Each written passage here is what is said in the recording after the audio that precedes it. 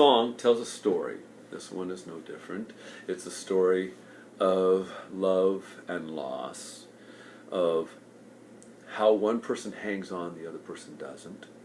The idea came from a friend of mine, or client friend, if you will, named Marvin Thorson. He was disabled. He had cerebral palsy.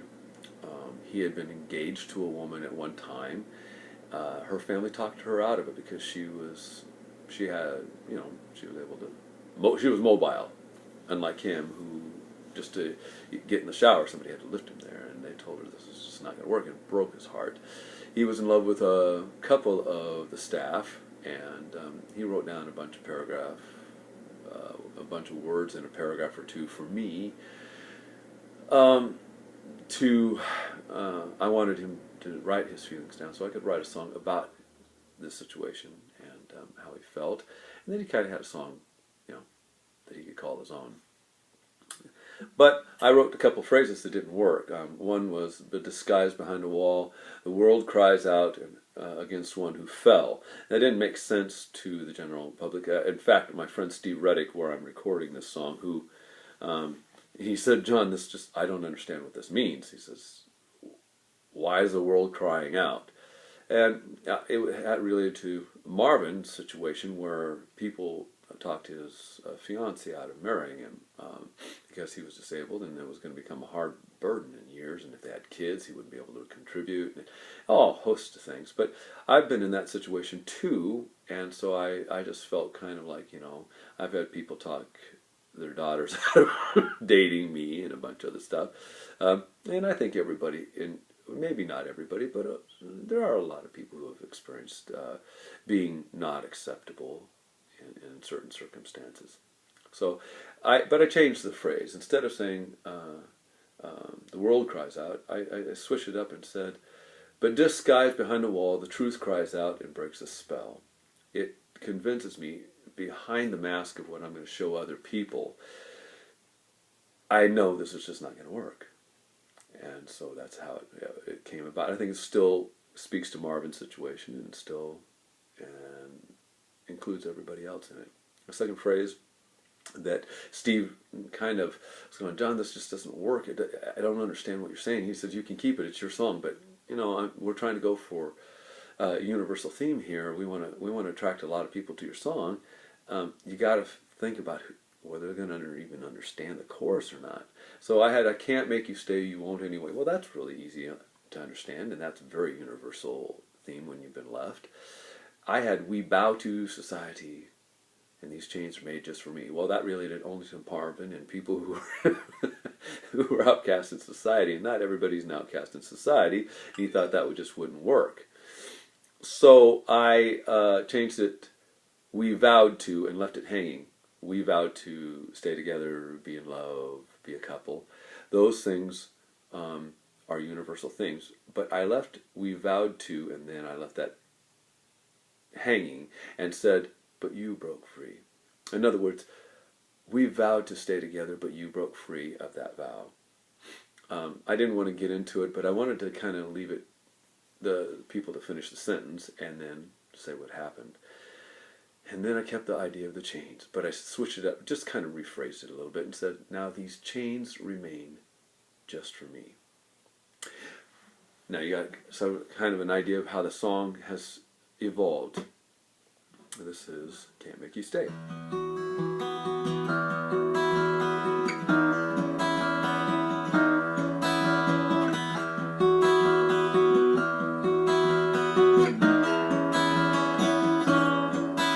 Your brown eyes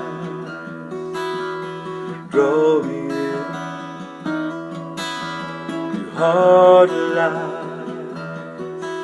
I tell myself, and disguise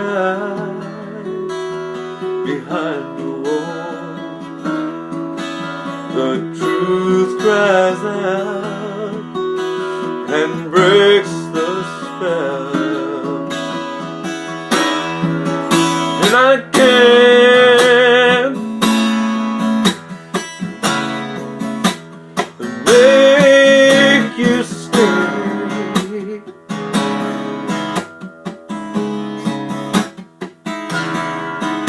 You won't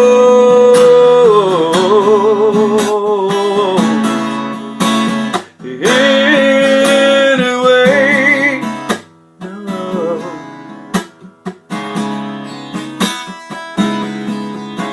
The line is drawn. I'm walking the beach alone and praying into wishing wells. There's no denying I wanted more. I'm understanding now what only time could tell. And I can't make you stay.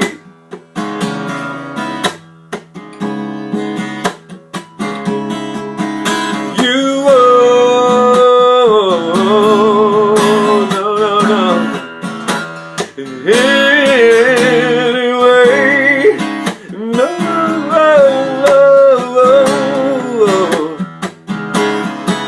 as we bow to, yeah, but you broke free.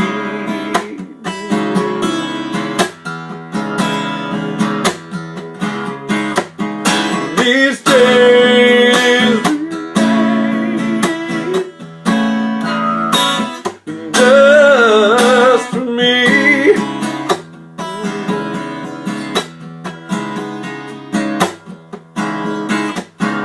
The line is gone, and I dare not cross it.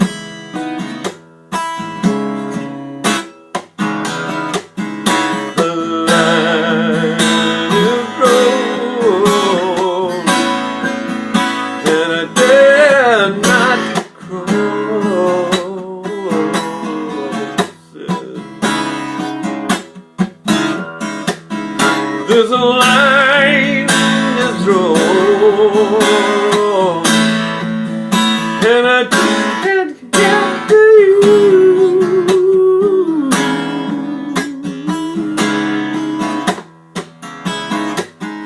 There's a line is drawn.